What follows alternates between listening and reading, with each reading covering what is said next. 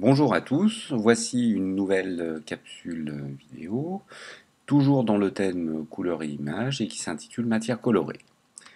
Dans cette capsule, nous allons voir quel est le lien entre la couleur de la matière et la structure des molécules qui composent cette matière.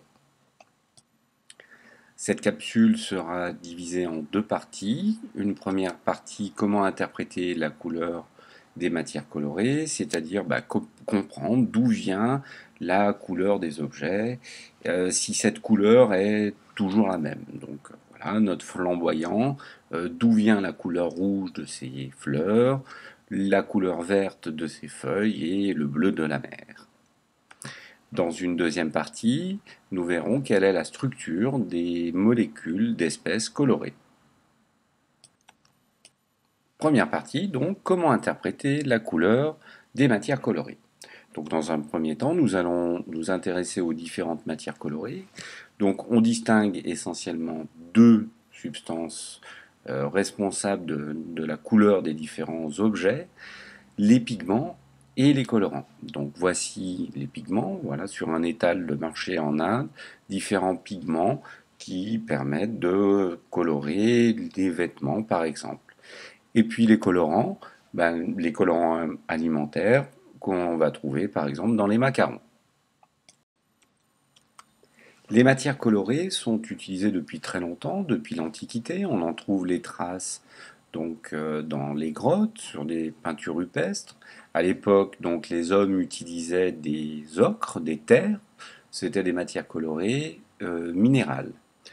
Mais on utilise aussi, ils utilisaient et on utilise encore maintenant, des matières colorées végétales, comme l'indigo, qui est tiré donc d'un arbuste qu'on appelle l'indigotier.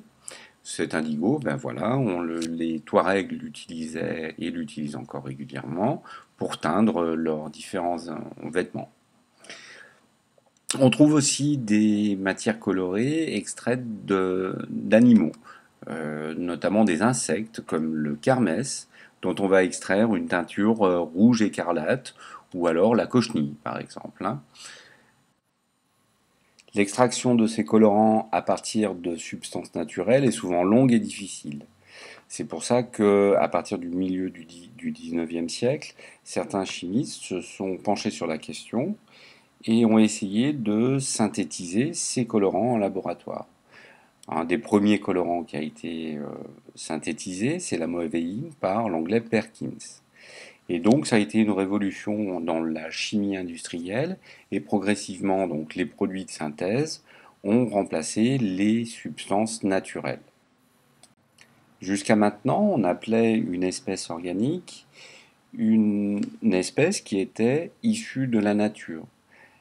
Avec cette synthèse des différents colorants en laboratoire, on a modifié la définition d'une espèce organique et en fait, une espèce organique, qu'elle soit maintenant naturelle ou de synthèse, est définie comme une espèce qui contient essentiellement les éléments carbone et hydrogène.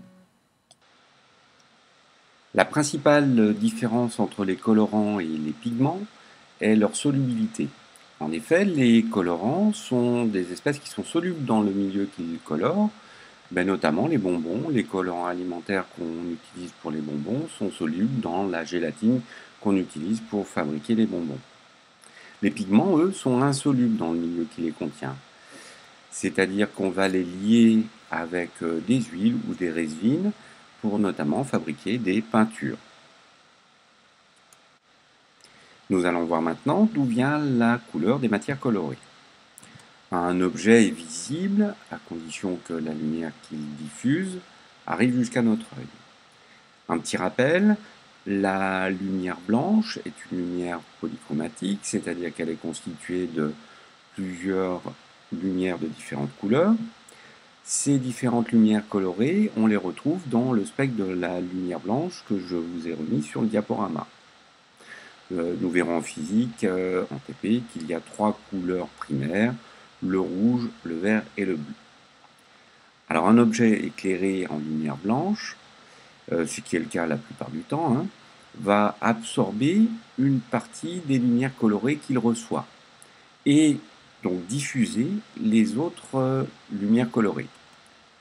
Du coup, la couleur perçue de l'objet sera celle en fait des lumières qui seront diffusées par cet objet.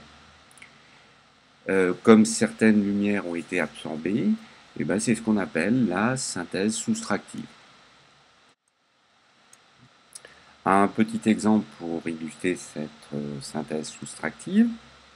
Vous avez ici le cercle chromatique simplifié, sur lequel on peut voir les trois couleurs primaires, rouge, vert et bleu, et opposer à chacune de ces couleurs primaires la couleur complémentaire. Si on prend l'exemple d'un pigment cyan, comme vous avez sur l'exemple A, on voit qu'il absorbe les radiations rouges et qu'il va diffuser majoritairement les radiations bleues et vertes. De même, si on prend dans une solution de sulfate de cuivre qui est aussi d'une couleur cyan, on va observer dans son spectre d'absorption seulement les radiations violettes, bleues et vertes qui seront majoritairement transmises et donc les radiations rouges qui seront absorbées. Nous avons vu en TP que la couleur de certaines espèces colorées pouvait dépendre de certains facteurs. Alors notamment le pH, on l'a vu avec le jus de chou rouge, suivant la solution dans laquelle on plaçait ce jus de chou rouge, ben, sa couleur changeait. La couleur peut aussi dépendre de la température, alors notamment pour les ocres, effectivement, lorsqu'on va chauffer certains ocres, ils vont changer de couleur et passer du jaune au rouge. On a vu aussi l'exemple des solvants, le diode, lorsqu'il est en solution aqueuse, est de couleur jaune-orangé, et lorsqu'il est en solution dans le cyclohexane, il va devenir violet. Une espèce dont la couleur va changer en fonction du pH sera utilisée plus tard comme un indicateur coloré acido-basique, c'est-à-dire que cette espèce-là va nous permettre de déterminer le pH, enfin si la solution est acide ou basique. Alors que se passe-t-il lorsque l'on va mélanger des matières colorées? Eh bien, chacune de ces matières colorées va absorber des lumières colorées. On retrouve ici le phénomène de synthèse soustractive. Si on prend l'exemple de la peinture, on a les trois couleurs primaires en peinture, qui sont le jaune, le cyan et le magenta. Et toutes les autres couleurs que l'on va retrouver vont résulter en fait du mélange de ces trois couleurs. Alors ça, nous le verrons plus précisément en physique. Nous allons nous intéresser maintenant à la structure des molécules de ces espèces colorées. Alors on va reprendre deux exemples que l'on a déjà vus en activité, la molécule de lycopène et les molécules de carotène, de bêta-carotène. Alors déjà, lorsqu'on regarde ces deux molécules, il y a des points communs. On observe effectivement des doubles liaisons carbone-carbone, et ces doubles liaisons sont séparées par des liaisons simples, et on en observe un grand nombre. On va prendre comme exemple l'anthraquinone, qui donne la couleur jaune à certains lichens. Observons sa molécule, on voit effectivement, et sur cette molécule-là, qu'il y a un grand nombre de doubles liaisons carbone-carbone ou carbone-oxygène séparées par des liaisons simples. Un petit rappel sur la formule topologique. Donc la formule topologique, c'est celle que vous avez en bas. Dans les formules topologiques, un atome de carbone se trouve à chaque sommet de la ligne brisée et va porter autant d'atomes d'hydrogène que nécessaire, donc ils ne sont pas représentés. Dans la formule topologique, on ne représente pas les atomes de carbone et les atomes d'hydrogène. Nous venons de voir à travers ces trois exemples que les molécules d'espèces colorées organiques présentent en fait un grand nombre de liaisons qui sont alternativement simples et doubles. Alors on dit que les doubles liaisons sont conjuguées. Ces ensembles d'alternance entre doubles et simples liaisons forment ce qu'on appelle des groupes chromophores. Voilà des exemples de groupes chromophores avec alternativement des doubles et simples liaisons entre des atomes de carbone, mais aussi avec des atomes d'azote ou des atomes d'oxygène. On peut donc dire que les molécules d'espèces colorées organiques possèdent un grand nombre de doubles liaisons conjuguées. La présence de certains atomes ou groupes d'atomes peut aussi influencer la couleur d'une espèce colorée. Ces atomes ou groupes d'atomes sont appelés groupes oxochromes. En voici quelques exemples.